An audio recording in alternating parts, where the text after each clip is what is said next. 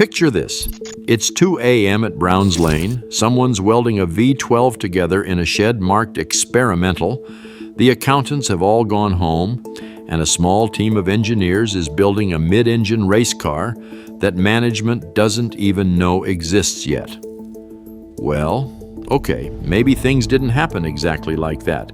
Actually, with Jaguar, that one is closer to the truth than you'd think. Welcome to the story of 10 rare and unique Jaguars that, unfortunately, or maybe fortunately, depending on how you feel, never saw mass production. If you've ever wondered what the missing link between the D-Type and the E-Type looks like, Jaguar built exactly one of them in 1960, and they called it E2A. This car sat right in the middle of two legends. It carried the D-Type's racing DNA, but underneath it was quietly testing the independent rear suspension and monocoque construction that would define the E-Type a year later. Under the bonnet sat a 3-liter straight six with fuel injection, an experimental unit pushing close to 300 horsepower. American racing legend Briggs Cunningham borrowed the car and took it to Le Mans in 1960, where it showed real pace before engine trouble ended its run. After a season racing in America, the car came home, and Jaguar's plan for it was simple: scrap it. Company policy at the time was to destroy experimental cars once they had served their purpose. E2A survived by pure luck. A former test driver's family kept it hidden away for decades, and when it finally came up for auction in 2008, it sold for nearly $5 million. Not bad for a car that was scheduled for the crusher.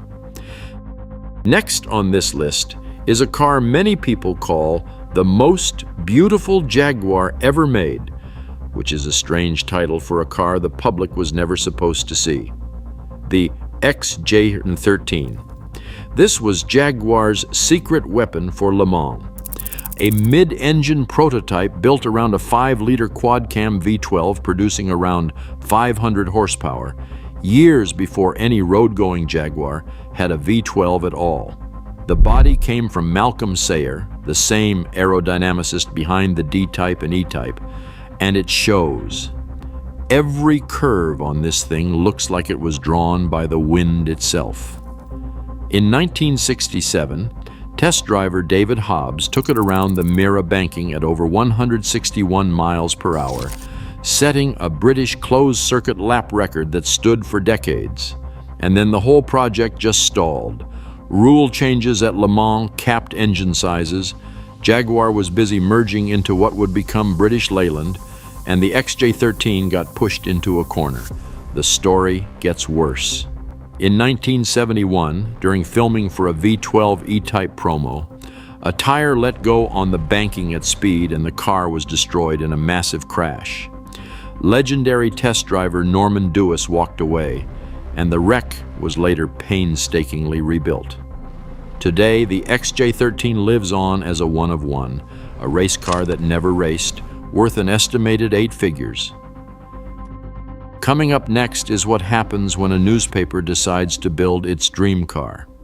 In 1967, the Daily Telegraph magazine commissioned an answer to a simple question: what would the ideal luxury GT look like? They took an E-Type 2+2, shipped it to Bertone in Italy, and handed the pencil to a young designer named Marcello Gandini, the same man who would go on to shape the Lamborghini Countach. The result was the Piranha, a sharp, low wedge of a coupe sitting on full E-Type running gear with the 4.2-liter straight six up front. It debuted at the Earl's Court Motor Show in London and pulled huge crowds. The interior was loaded for its day, with tinted glass, a radio that could record, and air conditioning. Here's the interesting part. Look at a Piranha, then look at a Lamborghini Espada. Gandini clearly kept the homework. The Piranha stayed a one-off, but its shape went on to influence one of the most famous Italian GTS of the era. So in a way, a canceled Jaguar helped design a Lamborghini. Next up is the Pininfarina XJ Spider, a car that tried to answer a question Jaguar fans had been asking since 1975. Where did the spirit of the E-Type go? When the XJS launched, plenty of people felt Jaguar had traded beauty for cruise liner comfort. Pininfarina agreed, so they built their own vision of a modern Jaguar sports car on XJS V12 mechanicals. The XJ Spider was a fully functional roadster with a long bonnet, an unmistakable oval grille opening, and proportions that deliberately echoed the E-Type without copying it. It appeared at the British Motor Show in 1978, and the reaction was so strong that Jaguar seriously studied putting it into production. The company's finances in the late 70s had other ideas. Jaguar was fighting for survival inside British Leyland, and there was simply no money for a new sports car, no matter how good it looked. The Spider stayed a one-off, but keep its shape in mind, because when the XK8 arrived in 1996, more than a few of its lines felt familiar. Continuing the lineup is the biggest what-if in Jaguar's modern history, the XJ41 Coupe and XJ42 Convertible, known inside the company as the F-Type. This was meant to be the true successor to the E-Type, styled by Keith Helfet, with input and blessing from Sir William Lyons himself before he passed away. The plan was serious. A 4-liter straight-six with twin turbos pushing around 330 horsepower, all-wheel drive in the hottest versions, and performance aimed squarely at Porsche. Running prototypes were built and tested. This was a real car, and for most of the 80s, it was Jaguar's future. Then, the project slowly ate itself. The car gained weight, the launch date kept slipping, and by the time Ford bought Jaguar in 1989, the XJ41 was years behind schedule. New management took one look at the numbers and killed it in 1990. But the story has a twist. The design work found its way to Tom Walkinshaw Racing, where a young Ian Callum reworked those themes on a different platform. The car that eventually emerged was the Aston Martin DB7. So, the greatest Jaguar never made ended up saving Aston Martin instead. Next on the list is the Kensington ItalDesign's attempt to show Jaguar what its future saloons could look like. Giorgetto Giugiaro, the man behind everything from the Volkswagen Golf to the DeLorean, took a V12 Jaguar saloon platform and rebodied it into a smooth, modern four-door that debuted at the 1990 Geneva Motor Show. The Kensington was a fully running car, and it was Giugiaro essentially pitching for a contract. He believed Jaguar's styling had grown too conservative, and this was his proof of what was possible. The design kept classic Jaguar cues like the low grille and swooping roofline, but wrapped them in clean 90s surfacing. Jaguar, newly owned by Ford, said thanks, but no thanks. Giugiaro, never one to waste a good idea, recycled several of the Kensington's design themes into a saloon he was working on for another client. That car became the Lexus GS, which means somewhere out there is an alternate universe where your neighbor's Lexus wears a leaping cat on the bonnet. Coming up next is a car Jaguar built essentially as a birthday present to itself, the XK180. To celebrate 50 years since the XK120 stunned the world in 1948, Jaguar's Special Vehicle Operations Team took an XKR, shortened it, threw away the roof and the windscreen wipers, and turned the supercharged 4-liter V8 up to 450 horsepower. The XK180 was a pure speedster in the old tradition, with humps behind the seats, aluminum bodywork, and almost nothing in the way of weather protection. It debuted at the Paris Motor Show in 1998, and the response was immediate. People wanted to buy it. Only 2 were ever built, both fully functional. Jaguar insisted from day one that it was a celebration piece with no production plans, but the reaction to the XJ41 convinced the company that demand existed for a proper new sports car. Which leads directly to the next car on this list, and one of the most painful cancellations in Jaguar history. Next up is the car that broke 1 million hearts twice, the original F-Type concept. Unveiled at the Detroit Auto Show in January 2000, this compact aluminum roadster was shaped by Keith Helfet, the same designer behind the canceled XJ41, which makes this his second doomed F-Type. Some designers get a cursed project. He got a cursed name. The concept was small, light, and gorgeous, sitting closer in size to a Porsche Boxster than to the big XK8. Jaguar didn't play coy about it either. Executives openly discussed production, engineering work began, and the car was widely expected in showrooms within a few years. Press and public reaction was overwhelmingly positive, and deposits were practically writing themselves. Then Ford's finances turned, budgets across the group got slashed, and in 2002 the project was quietly canceled to protect investment in more mainstream models. Jaguar fans would have to wait until 2013 for a production F-Type. Look at the two side by side, though, and the family resemblance to this concept is impossible to miss.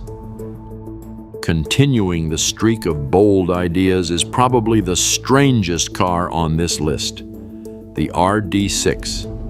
Revealed at the Frankfurt Motor Show in 2003, this was Jaguar attempting something it had never done before. A compact, aggressive, rear-wheel drive luxury hatchback aimed at a younger buyer. The details were genuinely clever. The body was aluminum. The rear doors were hinged at the back and opened backwards with no central pillar, and the entire tailgate swung sideways like a Range Rover from the future. Power came from a 2.7-liter twin-turbo diesel V6 making around 230 horsepower, because this was peak European diesel era, and Jaguar leaned all the way in. Under Ian Callum's direction, the RD6 was also a statement of intent. A public signal that Jaguar design was about to get dramatically more modern. The production reality never materialized. When Jaguar did enter the compact segment, it came as the conventional X-Type and later the XE Saloon. The RD6 stayed a show car, and honestly, nothing Jaguar has built since looks quite this adventurous. Rounding out the list is the most advanced Jaguar ever canceled, the CX-75. Unveiled at the 2010 Paris Motor Show for Jaguar's 75th anniversary, the original concept was pure science fiction, an electric hypercar with 4 motors and 2 miniature gas turbines on board acting as range extenders. Jet engines in a Jaguar. The reaction was so intense that Jaguar committed to building it, partnering with the Williams Formula One team. The production version swapped the turbines for something almost as mad. A 1.6-liter 4-cylinder that was both turbocharged and supercharged, revving past 10,000 revolutions per minute, combined with electric motors for a total of around 850 horsepower. 5 prototypes were built, and they worked, hitting supercar performance while running cleaner than most hatchbacks. Then, at the end of 2012, Jaguar pulled the plug, pointing at the global economic climate and a price tag that would have topped £1 million. The CX-75 never reached its 250 planned customers. It did get one consolation prize, though, a starring role as the villain's car in the Bond film Spectre, chasing an Aston Martin through Rome. Even in the movies, a canceled Jaguar can't catch a break. As an honorable mention, there's the XJ220 concept, and yes, before you rush to the comments, the XJ220 did reach production. But here's the thing, the car people ordered was never the car they received. The 1988 concept, built by a group of Jaguar engineers working unpaid on weekends who called themselves the Saturday Club, had a 6.2-liter V12, four-wheel drive, and scissor doors. Wealthy buyers threw down 50,000-pound deposits on the spot. By the time the production car arrived in 1992, the V12 had become a twin-turbo V6, the four-wheel drive had become rear-wheel drive, and the scissor doors were gone. The market had also crashed, and lawsuits flew as buyers tried to escape their contracts. The production XJ220 was a phenomenal machine and briefly the fastest car in the world.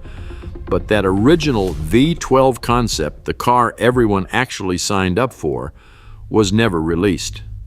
Honestly, maybe it's just me, but that might make it the most expensive bait and switch in automotive history. So now I'm curious, what do you think of these cars? Is there one you'd add to the list? And out of the ones I've covered, is there one you'd want to see me make a full video about? Let me know in the comments. The information in this video was gathered from two main sources: the Jaguar Daimler Heritage Trust Archives and articles from Classic and Sports Car. As always, you can find the sources in the Google Doc linked in the description. I recommend checking them out for more details. If you enjoyed this video, feel free to subscribe and click on the recommended video that appears on the screen.